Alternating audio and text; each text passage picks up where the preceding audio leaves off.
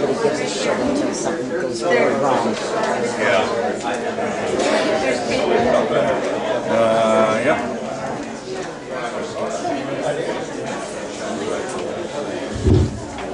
Well, it's a regular meeting. It is regular. Okay, I'll call this meeting to order.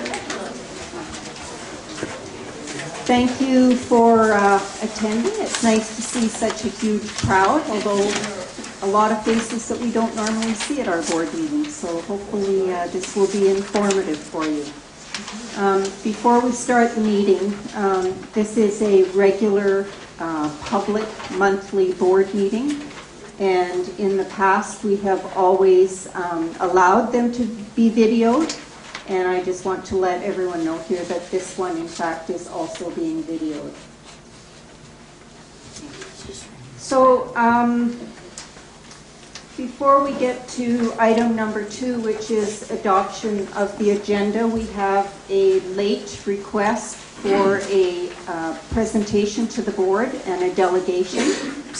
According to our bylaw, that notification should have come in earlier than when the agenda had already been distributed. So in order to allow that delegation to proceed, we need to make a motion. Sure. So what we have to make a motion to is to accept the extraordinary occasion of a late item delegation to be added to the agenda. So can I have a motion from Alan and a seconder? Anne? Any discussion amongst the board? Okay. All in favor? Okay, carried. Thank you. That will be added as item number 3 underneath the adoption of the agenda. Are there any other additions or changes that you would like to have made to the agenda?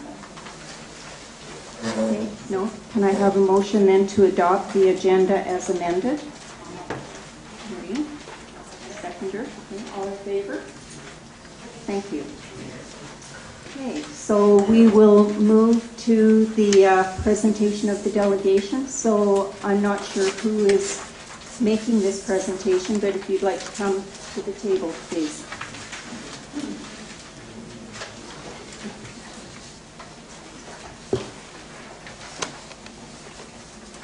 So, okay, you're the only one, Dave? Okay, just to remind you that you have 10 minutes. Kevin will be the timekeeper and he'll tell you when your time is up. Okay? Thank you.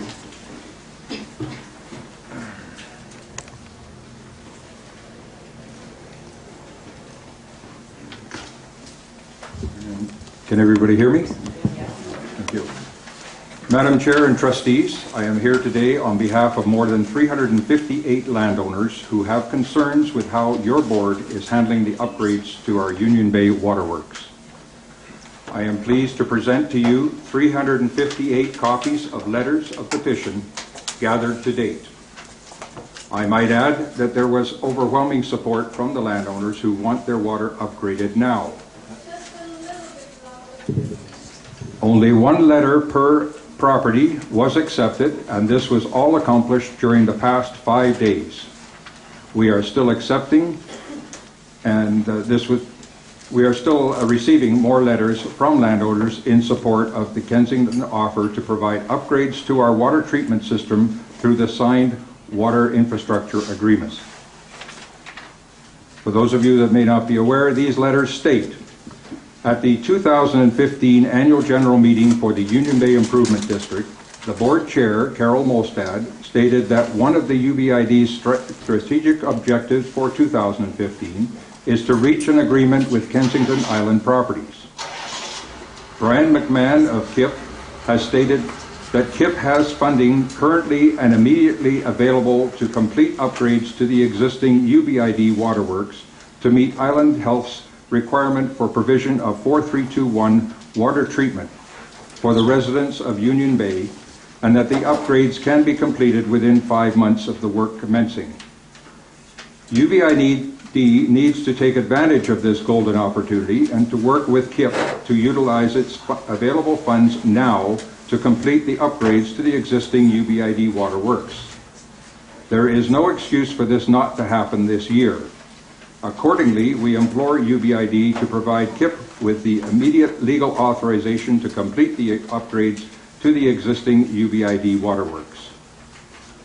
We, the owners of Union Bay property, do not support the funding of a new water treatment system with UBID ratepayer tax dollars when an equivalent water treatment system can be provided immediately by KIP at its expense by upgrading the existing UBID waterworks. These letters represent over 55% of the current Union Bay landowners. This should give you a clear indication that the board will not receive the support needed in a future referendum if a future referendum is required to finance a UBID water treatment system. Why would we as landowners want to pay for the upgrades to the system when Kensington is prepared to pay now and at no cost to either the landowners or UBID? All that is needed is for you to grant the requested extension to the water infrastructure agreement. Please do so and let them get to work so we can have a much better drinking water now, not another 2 or 3 years from now. We cannot wait any longer, and we do not want to lose this opportunity. In the UBID vision statement, it says that you will be, quote, an organization demonstrating leadership that is responsive to the needs and concerns of the community, unquote. While your mission statement says that you will, quote, provide sustainable quality drinking water that is affordable and within a well-maintained system, unquote. Let's see some leadership that is responsive to the concerns of the community and which provides us with some quality, affordable drinking water this year, not 2 or 3 years from now. Failing to reach an agreement with KIP and ignoring the wishes of the majority of landowners puts you in conflict with your position as elected trustees. You should be aware that any such disregard of the landowners' wishes in this matter may result in a landowner's class action lawsuit against each of you as individual trustees.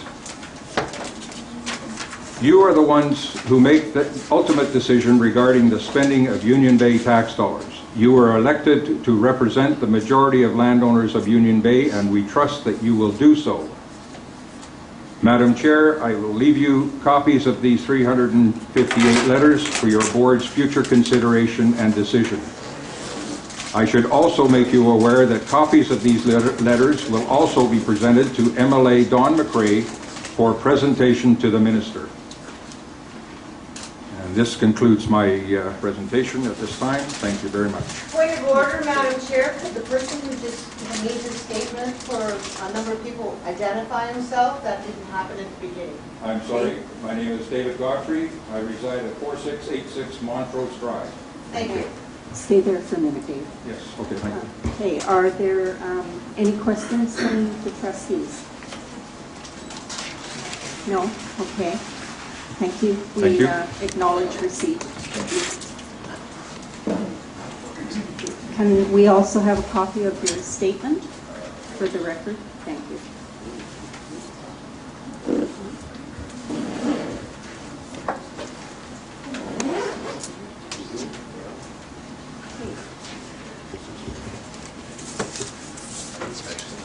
I got one.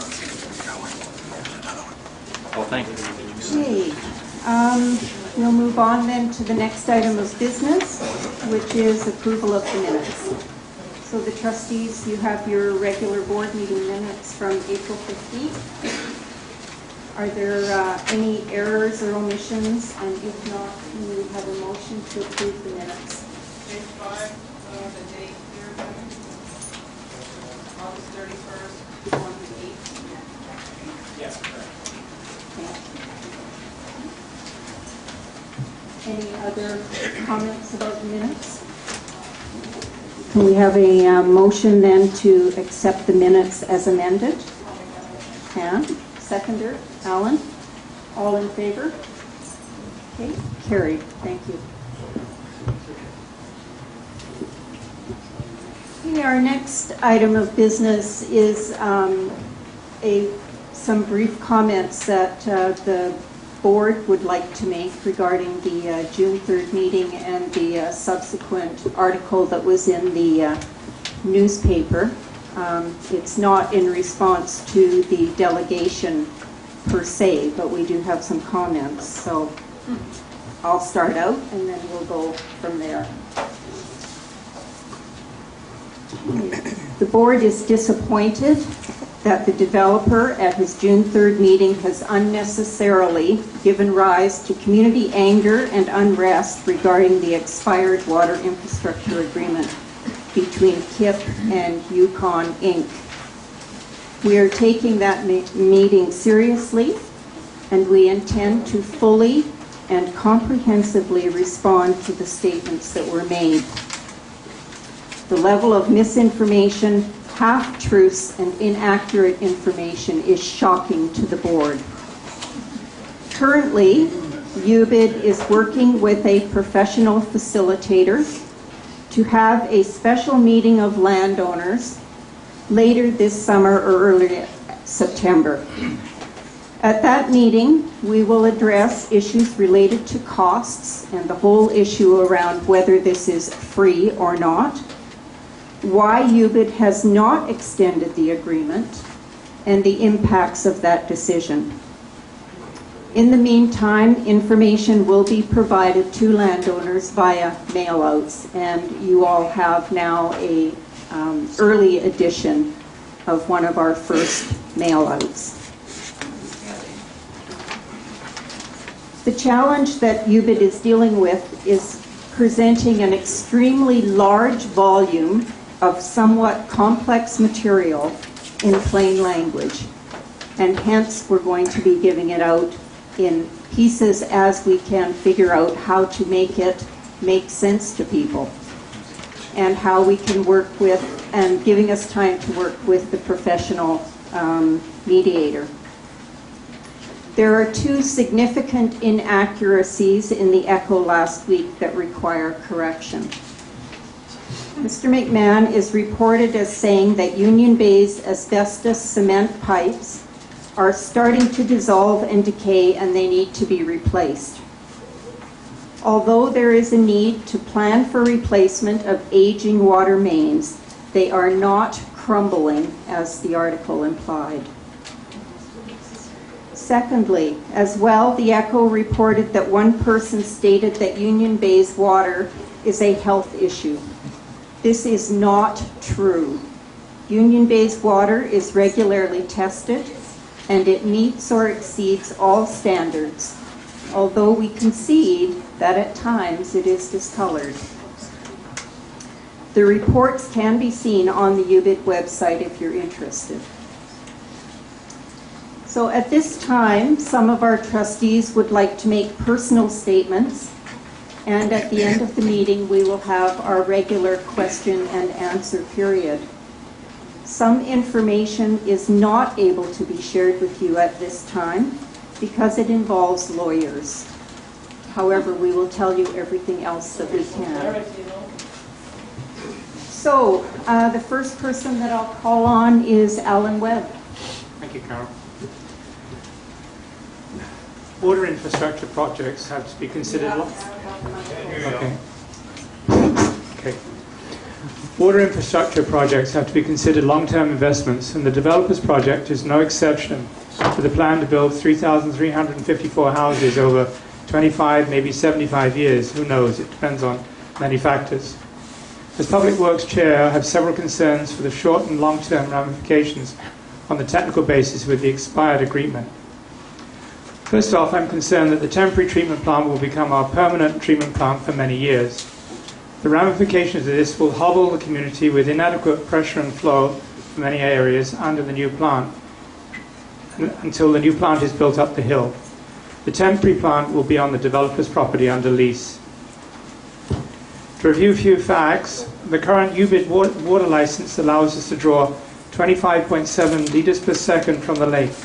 That equates to around 1,045 houses or connections that can be supplied. So with approximately 650 existing connections, which are you people in the room here right now. Another 395 approximately exist on the existing license. So if the build-out rate is 40 to 50 houses a year, the plant could be moved in, say, 7 years. However, if the build-out rate is only 10 to 15 units per year, we could be looking at 24 to 35 years. On the build-out question, we lack firm data or timelines for the developer within the expired agreement. The next issue is the plant to be built in the temporary location. It cannot be moved or shut down until another plant is built up the hill, which means duplication. EHA would not allow the plant to be shut down once we were up and running with treated water.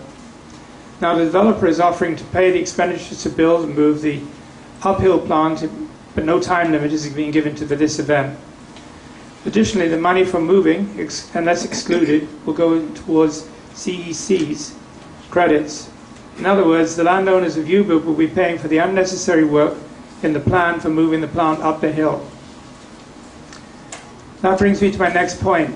In the MDA and the WIA plans for 3,354 houses, which will require a water license and a source for at least another 75 to 85 litres per second, or maybe more, over the existing license, which is 4 times more than we're pulling right now. Where's that water coming from? A higher dam has been suggested, as in the winter we see much water flow over the dam on a stormy day as we currently use in a year. But who's going to pay for the dam and the added land around the lake accommodating the increase in water levels? Well, based on the expired agreement, not the developer. This is specifically excluded from the developer's responsibility in the WIA. So who will be on the hook for $4 to $8 million? UBID landowners, unless a new agreement is negotiated covering this scenario. Where will that leave the landowners if the project is slow or becomes shaky?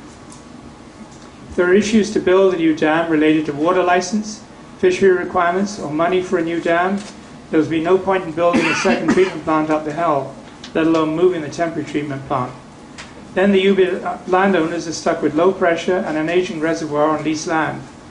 Additionally, the water system cannot be transferred to the CVRD at any time the temporary treatment plant is on the leased land. The next move must be that UBID and KIP create a new plan agreement with timelines covering the next 10 to 15 years, and then think about putting together an outline framework agreement beyond. Just signing an extension of the old agreement, which sounds attractive on the face value in the developer's words, puts UBID and its landowners in serious jeopardy for many years. Thank you, Madam Chair. Thanks, Alan. Marie, you wanted to say something?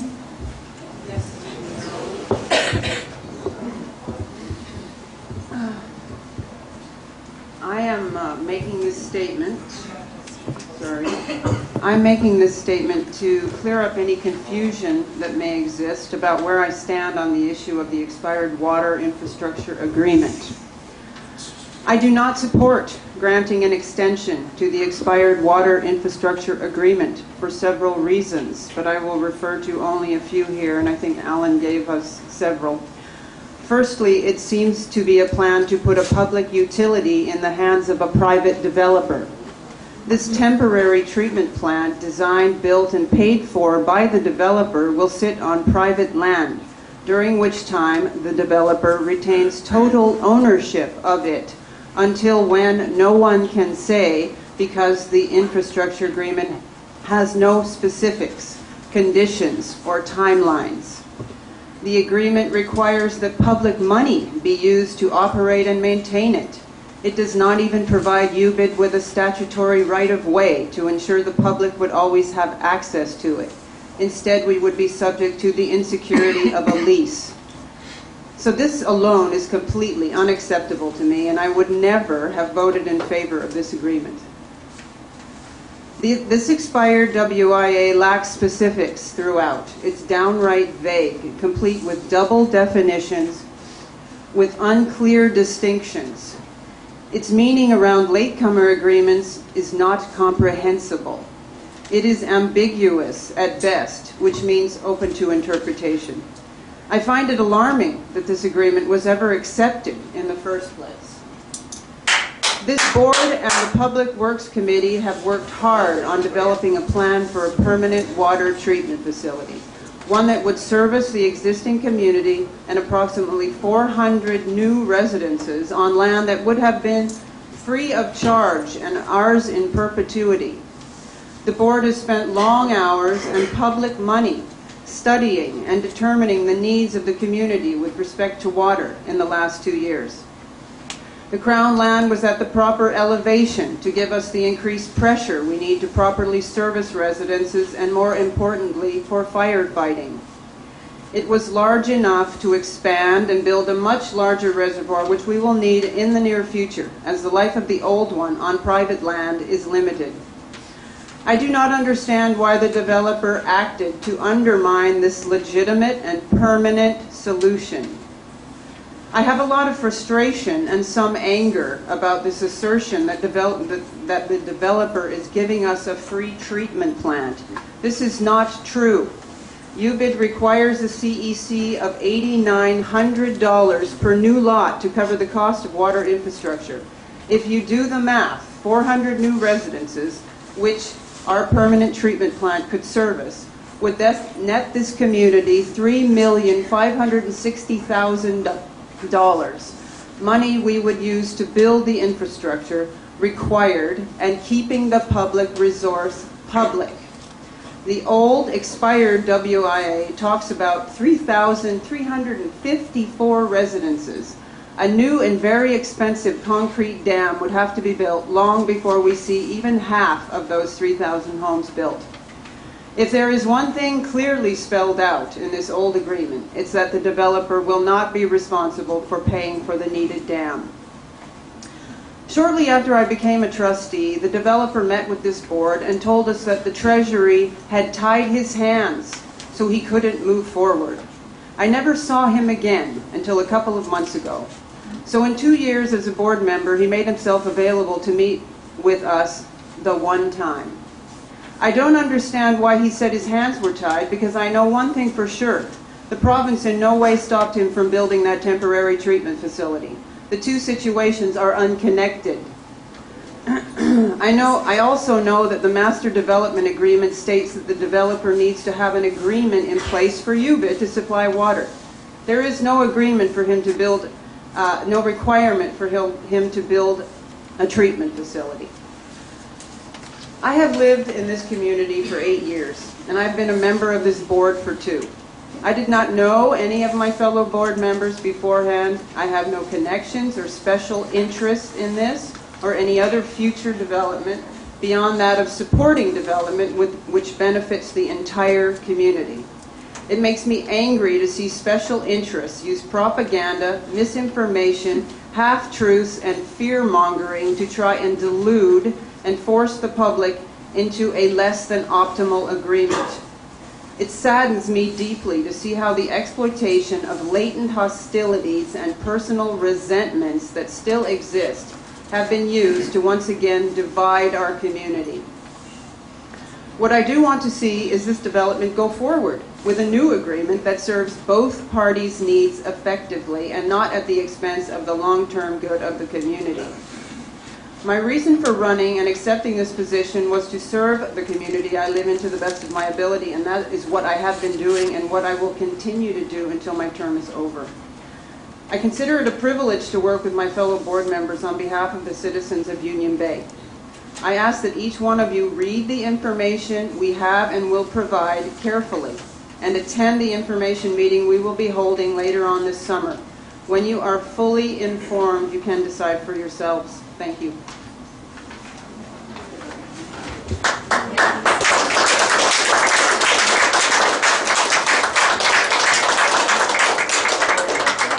So Anne has something that she would like to say. Thanks, Carol.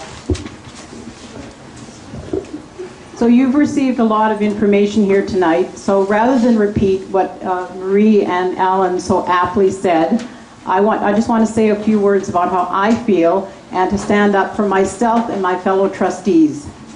I'm in my 5th year as a trustee. Myself and my fellow trustees have put in countless hours to resolve the school issue and many other issues that are important to this community. We have been successful so far in resolving many issues, which I'm sure you all know about. We have, as you know, put in a Plan B for a new water treatment facility because we have been mandated by the provincial government to do so, and because we had received nothing from the developer except words. Once again, all he has done is talk. He has never actually given us anything in writing. Contrary to what some may believe, we have tried unsuccessfully to have meaningful discussions with him regarding the expired water agreement.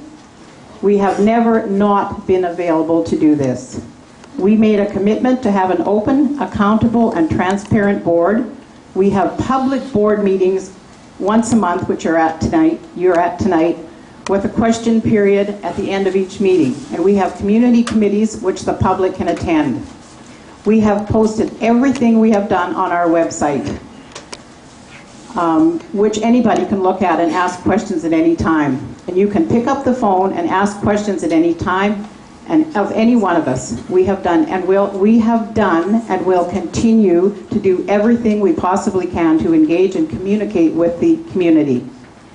We are not the enemy, folks. I am proud of our record.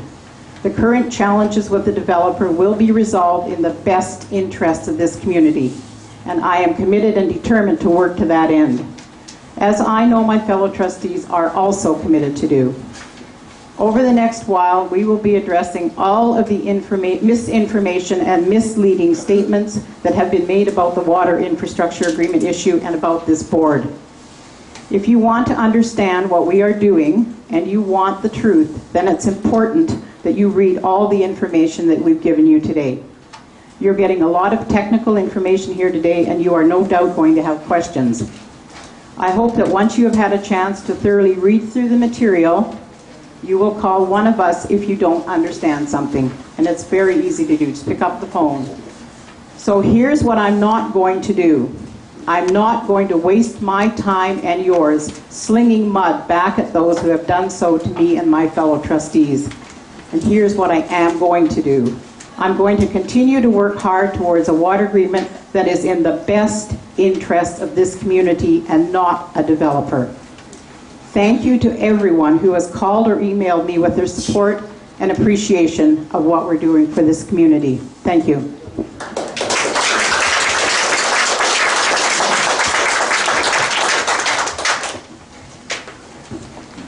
So that concludes the comments that the trustees wanted to make at this point in the agenda.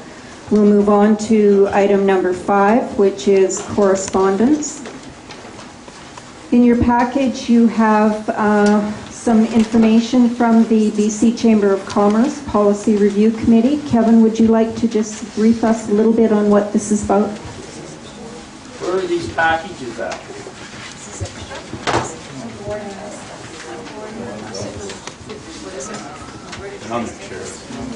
So as I reported to the board several months ago, a volunteer consultant has been working with a number of improvement districts in the Okanagan region to attempt to petition the provincial government to expand the availability of grant funding to improvement districts.